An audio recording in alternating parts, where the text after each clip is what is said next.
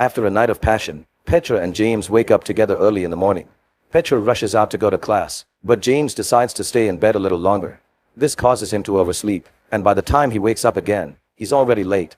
He runs through the city as fast as he can until he makes it to his philosophy class, where the teacher Mr. Zimmett at first considers not letting him, but eventually he opens the door. Today is the last school day, and Mr. Zimmett wants the students to tell them about their favorite thought exercise they've gone through. Chips mentions the infinite monkey theorem, which says that if you give a monkey a typewriter and an infinite amount of time, it will eventually type out the entire Hamlet. Jack mentions the trolley problem, which says you have a lever to choose if a train will kill 1 or 4 people. Just for fun, they change that riddle into the obese man problem, where you have to option to push a fat man on the tracks to stop the trolley. Georgina likes the ignorant bliss paradox. In this one, someone is hanging off the highest tower in the city on purpose to test if their friends will help them. However, the friends are afraid if they try to pull them up, they might be yanked over themselves, so they step back. The person falls and lives, but now they wonder if it truly is better knowing that their friends wouldn't save them or if ignorance is bliss. Zimmett decides that they will do one last thought exercise to finish the school year. The class must assume there is an impending atomic apocalypse and imagine a bunker that will give them shelter for a year. Zimmett begins narrating the scene to make everyone use their imaginations, picturing an area surrounded by nuclear explosions. As Zimmett takes them through an imaginary tour of the bunker, he points out the problem. There are only supplies for 10 people. The class has 20 students in it, so they have to decide which of them to let in and who stays out. On top of that, there isn't much time to decide before the atomic radiation reaches them. Georgina refuses to participate because she thinks it's just like discussing eugenics, but when Zimmett describes how gruesome and painful it is to die under radiation, she accepts to play. Petra also refuses to participate and even stands up to leave, knowing that she's always had perfect grades and Zimmett can't hurt her by lowering them a bit. However, Zimmett threatens to lower James' grades instead, which would make him fail the class, and Petra has no choice but to stay. Next, Zimmett distributes cards containing the random profession each student will have in the exercise. He opens the box for James first, and after he takes a card, Zimmett goes to the desk to cough before handing a card to Petra. Then he coughs against at the desk before giving cards to everyone else.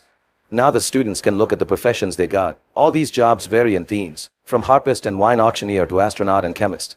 Toby reveals he's a published poet, but he barely gets to finish talking before Zimmett shoots him, revealing he took the gun from the bunker. Zimmett explains that this is more humane than letting him die by radiation, since he wouldn't get into the bunker anyway because a poet isn't useful when humanity must be rebuilt. Zimmett also explains he's part of the exercise, but his profession is hidden so he should be seen as a wild card. Afterward, each student defends their right to enter the bunker and they proceed to vote. The first 9 choices are those who they consider useful for survival. Petra the structural engineer, James the farmer, Georgina the orthopedic surgeon, Chips the carpenter, Jack the chemist, Bonnie the soldier, Annie the electrician, Poppy the psychotherapist, and Omo Seed the senator. There are also 9 that quickly get voted out for not being useful. Vivian the zoologist, Beatrice the fashion designer, Parker the gelato maker, Cobby the real estate agent, Russell the harpist, Plum the hedge fund manager, Nelson the housekeeper, Mitzi the wine auctioneer, and Yoshiko the astronaut. The last place must be chosen between Zimmett and Itami the opera singer. Petra thinks a wild card is a risk, but Jack points out that an opera singer is a luxury and he'd rather risk it with Zimmett, who may have a useful secret. Zimmett wins, and now that the groups are completed, they take 5 minutes to say goodbye, so they move the desks around to pretend they're having their final words. Suddenly they hear some gunshots and discover Zimmett has killed everyone who didn't get a spot, again saying it was the humane thing to do. The group is shocked, and Petra whispers to James that she doesn't want Zimmett in the bunker anymore. James makes a plan and asks everyone to gather some plants before going into the bunker, claiming they're keeping them for replanting when they come out. While everyone is separated to do the gathering, James goes to each of them in turn and tells them of his plan. When the time comes, the group enters the bunker and disables the external keypad before closing the door while Zimmett is left outside. Then they take a look at the different rooms. There's an artificial garden, a day bed, a gym, books, and other things to supposedly avoid depression. In the evening, while everyone sleeps on the cots, James meets Petra on the big bed and tells her he can get through anything with her. Once James falls asleep, Petra goes to check on Zimmett and finds him slowly burning under the radiation. Suddenly Zimmett holds up a piece of paper that says only he has the exit code. Petra immediately calls the group and they begin arguing over what to do, unsure of believing Zimmett or not. In the end they decide to ignore him, and they begin to live through the year in the bunker. It's incredibly boring, and they barely can keep themselves busy with mundane tasks. Every day Petra checks on Zimmett's body, which is slowly rotting, and occasionally a dog comes to munch on it. Once the year passes, the group gets ready to come out, only to discover Zimmett had been right. The lock asks for an exit code. The students proceed to use different methods to try to break the door, to no avail. They try to survive a few more days with the few supplies they have left, but soon they run out, so they decide to end things for themselves for a more humane ending. In class, Zimmet announces they failed the experiment and reveals his profession is a bunker builder. In fact, he was the one that built that particular bunker and therefore the only one who has the code. The students want to try again, and this time they imagine a new location, choosing Mont Broma. Once again Zimmet runs to grab a gun, which Petra notices.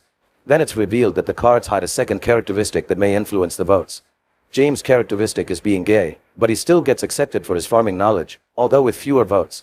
Georgina the surgeon was exposed to the Ebola virus, so this time she's left out. Plum the hedge fund manager always travels with a bag of gold, so she is accepted. Chips the carpenter is infertile, but he's also accepted again because of his skills. Petra the structural engineer is also an electrical engineer, so she is saved. Eddie the electrician reveals he has a very rare disease that may kill him at any second, so he's rejected. Oppie the psychotherapist can't have children, so she's left out. Vivian the zoologist reveals she supports PETA, so she is left out again. Jack the chemist won the genetic lottery, meaning he'll live long and healthy, so he's accepted again. Kavi the real estate agent is also a midwife, and since they've lost Georgina as their doctor, he gets to stay this time. Arka the gelato maker has no extra characteristic, which means someone else has two, and he's left out.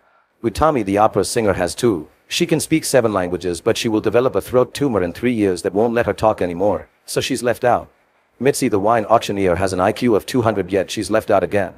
Beatrice the fashion designer created a popular brand of women's clothing out of bamboo, but she's also left out again, and the same happens to Russell the harpist who is autistic. Omosi the senator will be the first female chief justice of the Supreme Court, therefore she is saved again. Bonnie the soldier has eidetic memory and gets saved once more.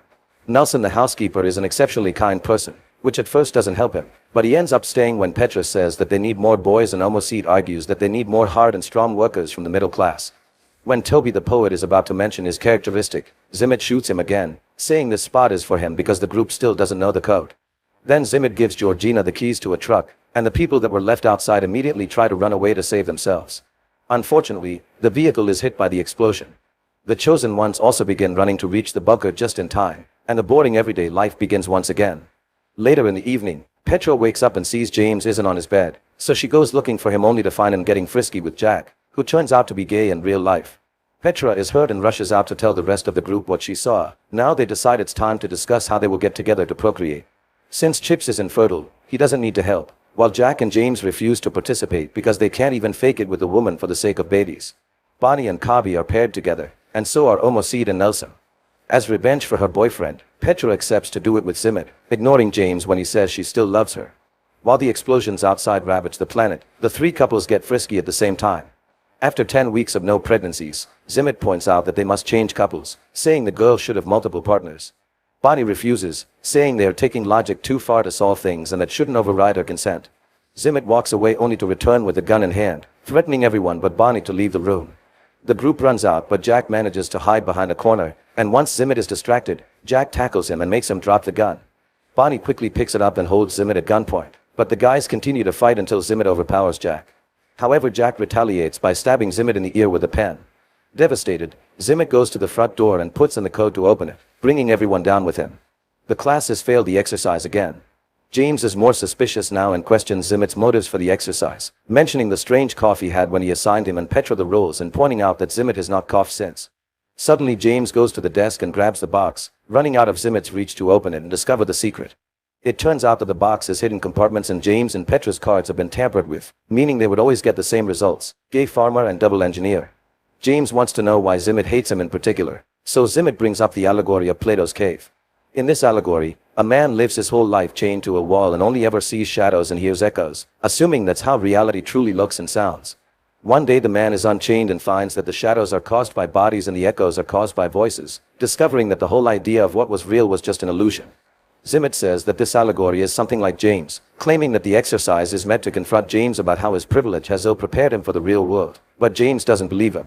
Zimmet could have made him something useless like a florist so he could be voted out since the beginning, but a gay farmer means Zimmet wanted him to prolong his suffering on purpose.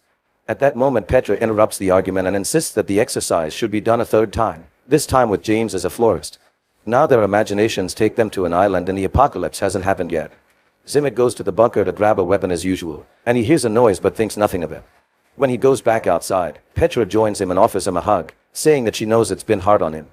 Afterward, Petra asks everyone to trust her to choose who gets to enter the bunker because she has a plan. When everyone agrees, Petra makes her choices and explains her reasoning. Mitzi is saved because a genius wine auctioneer would be smart enough to bring both red and white wine on a trip, ensuring everyone has a good time. Beatrice is saved because dressing well boosts self-esteem, which promotes productivity and could save civilization. Kobe's second skill turns out to be champion poker player, so he's saved because he brought cards with him and he'll provide entertainment. Russell is also saved because many people consider autism a gift. Georgina was only exposed to Ebola, but they don't have proof she has it, so Petra brings her in while promising to pray for her. Utami the opera singer may be mute in 3 years, but now everyone could fall asleep to her singing, so she also gets saved. Jack is taken in because of his perfect genes, but he is upset because he'll be without a partner because of his orientation. At that moment Parker comes out of the closet, so he's saved as well. With only 2 spots left, Petra chooses James. As the chosen ones enter the bunker, in the classroom everyone sits together as a team. Zimmit has been complaining all along, and with each choice, he lowers Petra's grade to the point of failing, but seeing the useless people enter the bunker makes him lose it and he reaches for his gun. However, he doesn't find it. It turns out Petra stole it when she hugged him earlier. She gives it back to him, only to reveal it's not loaded. Petra hands Zimmit 2 bullets, saying she doesn't want him to suffer like last time, but at that moment James threatens Zimmit with a rifle. It turns out he had been the noise in the bunker. Desperate to survive, Zimmit says that nobody knows the exit code except him, but Bonnie used her perfect memory to memorize it during the last run. Feeling defeated, Zimmit leaves. Next, Petra wants to give the last slot to Bonnie, but since she refuses, Chips takes the spot. James is no longer gay in this itineration of the exercise and begs Petra to come with them, but she refuses, saying she'll take the boat and try to get out of the radiation zone, only for Chips to reveal he has the boat keys. Acting fast, Chips pushes Petra inside, switching places with her before the door closes. While the rest of the group rushes to the boat to get off the island, Petra continues to narrate the thought exercise, explaining that despite horrific circumstances, somehow they had fun during the year in the bunker because they had cards, wine, Shakespeare performances, and original poems. James tells Petra how much he loves her, but she hesitates to respond with the same phrase. When machines break in the bunker, they use the pieces to make a harp, and Russell plays it while the Tommy sings to make their evenings magical. Once the year passes, the group leaves the bunker only to discover that the bombs never fell. Zimmit narrates that they will die, as none of them have the technical skills to survive on an island, but Petra responds that their lives will be short, but at least they'll be well and happy. They'll also be ready to welcome death when it arrives. Suddenly a rocket falls on the beach and James gets ready to detonate it, but at that moment Zimmit shows up and shoots to stop him. It turns out he had found a cave and went deep enough to avoid the radiation. For the past year he has been surviving with what he could find there. Zimmit can't let them commit an act as unreasonable as ending the human race and threatens to shoot James with his last bullet, but the rest of the survivors move one by one to stand in front of him as a shield. They use the chance to press the detonation button, and the bomb blows up the entire island. Back in class, Zimmit is ashamed of the latest exercise, but Chips quickly cuts in to offer his own version as well. He says that the boat managed to go far enough to avoid the explosion, and he became the only guy with 6 women all to himself. The group wonders what happened to the 3 other males, and Chips says Cobby drowned, Nelson had a barracuda attack, and Andy had a run-in with the palm tree. Being infertile doesn't mean the chance of procreation is 0, so in this ending, Chips taps a different girl each day. Zimmit finally finishes the class, and all the students leave except Petra, who accuses Zimmit of trying to use the exercise to punish James. It turns out Zimmit has been having an affair with Petra, and he believes James is beneath her. Petra explains that intelligence isn't all that matters and that she loves James, so he shouldn't be punished for something he doesn't know about anyway. Petra gives Zimmit a last kiss and leaves. Afterwards, Zimmit is alone in the school and begins running through many variations of what happens if he goes to his office. Sometimes he simply eats, but other times he finds his gun and a shot can be heard in the building. Make sure to subscribe and turn on notifications so you can watch more videos like this. Thanks for watching.